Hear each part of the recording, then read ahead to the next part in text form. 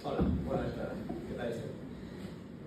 El meu nom és Martí Puigades, soc professor d'Educació Física de l'IES a Martorell, sabem de 10. Aleshores estem parlant d'un 10% de xiques del total de participants fent esport, d'acord? Doncs, clar, davant aquesta xifra tan brutal, tan dramàtica, doncs decidíem posar-nos a la feina. En este cas, de segon y tercer de eso. Profe, el deporte no es lo mío, o se van a reír de mí, o me da vergüenza que me vean jugando, ¿no? Nosotros teníem una xifra molt dramàtica i hem anat observant que tenia una narrativa darrere que li donava una certa explicació. Aleshores, bé, els volíem canviar. Ens proposant dos objectius.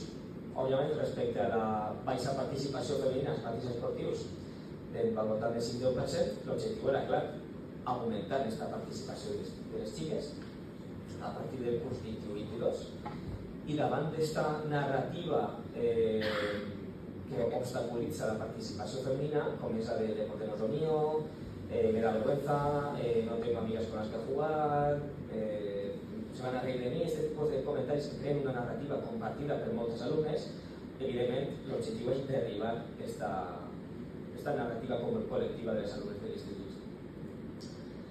La metodologia que vam seguir és, en primer lloc, un treball conjunt del professorat d'Educació Física de l'Institut Joan Martorell, i la intervenció va ser bàsicament protagonitzada des de la coordinació de partits esportius que està gestionada pel Departament d'Educació Física. Portarem a terme una sèrie d'enquestes per tal de veure quines eren les necessitats dels alumnes de cara a saber com podem afavorir que practicaren l'esport, no? Per tant, prefereixen jugar en espais tancats i amb el seu grup. Comentaris com: quería jugar en el gimnasio con mi clase, comentario de segon d'ESO, comentario de segon d'ESO, més en cuanto a desde una perspectiva negativa. Aunque me cuesta admitirlo, no soy muy fan de hacer deporte en medio del patio y que me puede ver todo el mundo me avergüenza. O sea, els comentaris són prou cridaners, prou reveladors, no?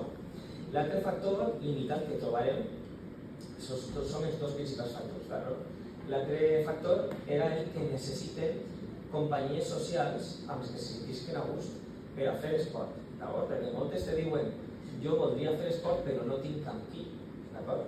I darrere d'això està la cartelleria que vam confeccionar per al futbol femení. En quant als campionats esportius mixts, este és el cartell que oferirem, amb tots els esports disponibles. I crearem el grup de Martorell en Moviment, que és un grup d'alumnes amb un logo, amb un vídeo publicitari,